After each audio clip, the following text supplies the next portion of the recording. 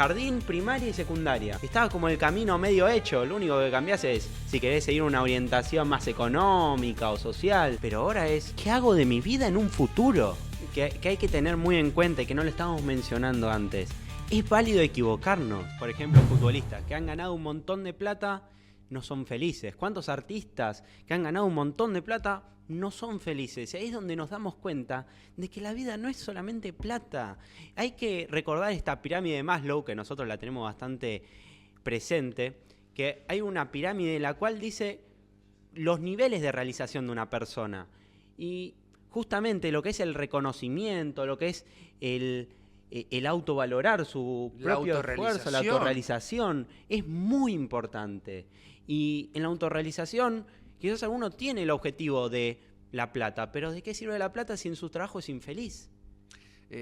También hay que tener en cuenta que cuando uno piensa de determinada forma, comunica de determinada forma. Cuando uno se apasiona por lo que hace, transmite pasión. Cuando uno se apasiona por el dinero, transmite interés. Entonces, no estamos hablando de la misma cosa. Cuando uno se apasiona por el dinero, la gente empieza a ver que lo único importante dentro de tu profesionalidad y de tu profesión es hacer dinero, no hacer las cosas bien. Hay que tener un justo equilibrio entre lo que uno es y puede hacer y la cantidad de dinero que puede monetizar con eso. El dinero tiene que estar puesto en términos de monetización de mi conocimiento y de mi capacidad, no en una carrera o en una actividad. Eso es muy bueno también. Y esto ya nos da una vista más amplia de que quizás la carrera te da algo más que simplemente ese título, eso lo que hablamos también con los graduados, que puede ser una visión, pero algo que vengo a complementar es que también uno hace su propio camino y uno decide en su vida si es que se puso determinado y no dejó que alguien se lo determine, como hablamos antes por la presión social. Si nosotros hacemos nuestro propio camino, nos vamos a encontrar con un montón de vertientes. Yo, ¿quién hubiera dicho también, como dijo Marce, que me iba a dedicar a comunicar en un podcast, en las redes, y siendo un estudiante de licenciatura en administración?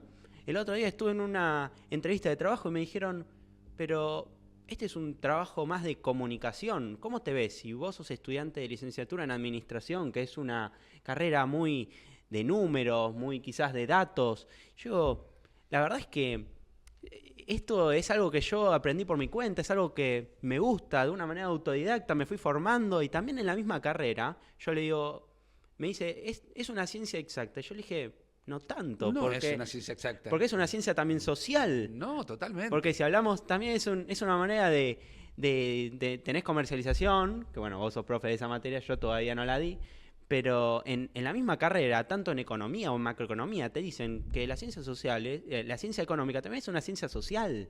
Sí, pero después vamos a hablar de esto, del tema de administración, como una parte de un podcast específico. Yo soy docente de administración y entiendo que la menor parte en cuanto a incidencia dentro de la vida profesional de una persona graduada en administración son las ciencias exactas. Porque nosotros, los administradores, tenemos que saber comunicar primero. Entonces, mucho tiene que ver con la forma en que nosotros hablamos, cómo nos expresamos, cómo tratamos de liderar, que para liderar tenés que comunicar. Entonces, mucho cuidado con eso. Y también hablamos en el episodio número 9, que está acá en el canal, sí, sobre cómo comunicar mejor. Exactamente, y acordate de lo que decía Hernán, cuanto uno más sabe, más imaginación tiene. Y también, cuanto más personas conoce, más posibilidades de hacer cosas buenas o no, de hacer cosas, tiene, porque puede imaginar futuros cursos de acción con otras personas que complementan nuestras capacidades. Esto es algo bueno hacia el estudio, pero a lo que voy es, enfoca tu estudio con la cabeza abierta. No restrinjas el poderío de tu capacidad solamente porque no ves más allá. Porque hay mucha gente que te puede mostrar el más allá de tu propio título haciendo tal o cual cosa en forma excelente. Total, y acá está lo que vos decís de estar con la mente abierta, de ¿quién hubiera dicho que hay un podcast en donde habla un docente y un estudiante? Un profesor y un alumno. Estamos acá debatiendo ideas que le pueden llegar a cambiar la vida a muchas personas. O al menos esperamos que así sea, ¿no? O espero, yo considero así, o sea, yo miro como que estamos haciendo un lindo cambio. Y esto también con la impronta en la que quiero que se quede estos episodios, estas charlas. Esto me trae a mí a colación algo más de lo que estamos mezclando muchos conceptos y ya como para ir, digamos, de alguna forma dándole un cierre a cuestiones que después pueden originar nuevos capítulos que se adentren profundamente en ese concepto y lo desarrollen en forma continua. Hablamos de más gente estudiando con nosotros, hablamos de gente imaginativa estudiando con nosotros, gente que nos dé algo para que nosotros también nos desarrollemos, que no todo aquello que se desarrolla en nosotros parte de nosotros, puede partir de otro y nosotros poner esa chispa que saque una idea nueva, que saque un producto nuevo o que saque un nuevo concepto. Entonces acá vienen varios puntos. El primero es hacia dónde estás yendo y a quién consultás. Y el segundo es, si estudias lo mismo que todos, ¿vas a hacer lo mismo que todos? El primero de esos puntos. ¿Cómo ves si yo le pregunto a un profesional en psicología cuál sería mi orientación potencial ideal? Bueno, ahí tenemos una herramienta muy importante, que es la orientación vocacional. Esto es algo muy útil si literalmente no tenés ni pálida idea de por dónde arrancar con una carrera. No sabés qué es lo que te gusta o quizás tenés muchas cosas que te gustan y no sabés en dónde abocar tu energía. Y si hay una salida para eso, y hay un trabajo muy importante que hacen los psicólogos y que están muchas veces dentro de las escuelas o vienen cada tanto a las escuelas a hacer estos tests para ayudar a los chicos. Y también lo puedes hacer de una manera particular. Esta es una muy buena herramienta si no sabes por dónde arrancar a decidir tu carrera, porque también es muy difícil el último año que estamos cursando, que en donde tenemos estas dudas de decir, ahora, antes estuve jardín, primaria y secundaria. Estaba como el camino medio hecho, lo único que cambiás es si querés seguir una orientación más económica o social, pero ahora es, ¿qué hago de mi vida en un futuro? Porque cada vez son más las ofertas, cada vez son más las alternativas. Y cuando uno tiene más alternativas, quizá puede tener más libertad para elegir lo que le cuadra, o, desde otro punto de vista, podés confundirte mucho más y no saber para dónde disparar. Entonces, ahí entra algo que es destacable y que no muchas personas lo tienen en cuenta. La universidad no solo te brinda una carrera, sino que también te orienta en cuál es la carrera. No estamos acostumbrados, ni como alumnos, ni como padres orientadores de los alumnos futuros, a decirle, anda a la universidad a preguntar. Anda a la universidad a que te hagan justamente ese test de orientación vocacional, que es un servicio que la mayoría de las universidades públicas lo da y en forma gratuita. Entonces, tomá ese servicio de la universidad, porque no necesariamente tenés que ir a contratar a tal o cual o poner un montón de plata, o sea, poca o mucha, pero es plata. Por ahí la universidad lo mejor que puede hacer por vos es decirte, anda por acá, aunque nosotros esa oferta académica no la tengamos. Está bueno eso. Claro que sí. O sea, es un repotenciador, es una herramienta que ayuda un montón y que quizás algunos no la está viendo, porque no se acostumbra a decir, no, anda a un psicólogo a ver qué es lo que querés hacer de tu vida.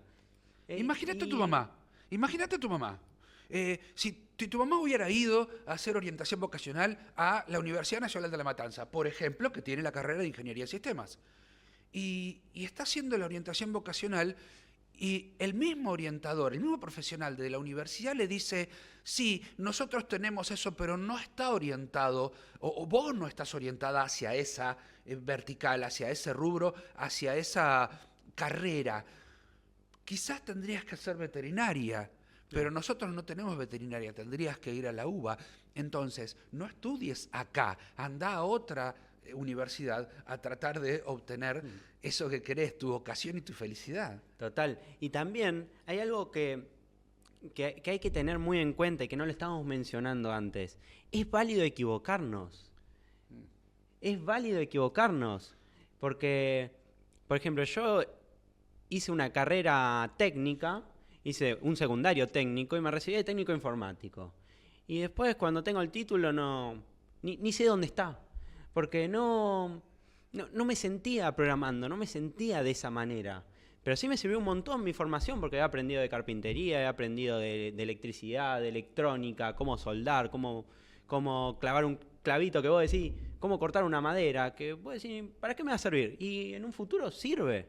O sea, todo lo que aprendés en el camino también te va formando, lo que fuimos hablando. Es válido equivocarnos si sentís que ahora estás en una carrera que no es para vos, que ya la elegiste y vas 1 o 2 años y decís, no sé si me siento tanto en esta carrera. Y capaz por este coste hundido, que es, no, yo ya dediqué un montón de tiempo, me quedan 3 años más, sí, pero son 3 años más en donde no vas a ser feliz y 3 años más en donde no vas a disfrutar lo que estás haciendo y no vas a usar seguramente tu título. Aparte tenés que tener en cuenta lo siguiente. A veces cuando uno toma el ideal de una carrera, es joven. Y a medida que vas madurando, te vas dando cuenta de que no era por ahí donde tenías que ir. Entonces, en ese momento decís, plin, esto lo tengo que cambiar. Por más que estés, como decís vos, embarcado. Yo hice 3 años de ingeniería en sistemas, pero porque venía programando y usando computadoras desde los 14 años, 13 años, cuando no existían las computadoras hogareñas todavía en las casas, y yo estaba estudiando en un instituto donde había computadoras, y programaba muy bien y con gente muy grande y toda la familia decía, este chico va a tener un futuro programando computadoras, y en parte sí, porque el primer sistema completo que hice los hice a los 16 años y lo vendí a los 16 años. Y pensar que 5 años después iba a estar dejando la ingeniería en sistemas para ser un administrador de empresas. En mi casa fue una ruptura total. Primero, ¿cómo alguien va a dejar una carrera universitaria? No, en los 90 eso no pasaba. Y segundo, ¿cómo alguien va a dejar la carrera que está estudiando o la especialidad que está estudiando desde hace 10 años y va a cambiar por algo que no tiene en principio nada que ver? Yo usé para hacer administración todos los conocimientos de análisis de sistemas que traía desde hace muchísimos años y que venía estudiando en forma terciaria. Entonces, esa ruptura es parte de nuestra maduración. Cuando uno va viviendo, va pisando cosas en su historia para pasar un escalón más arriba. Eso es una pequeña enseñanza con la que tenemos que quedarnos.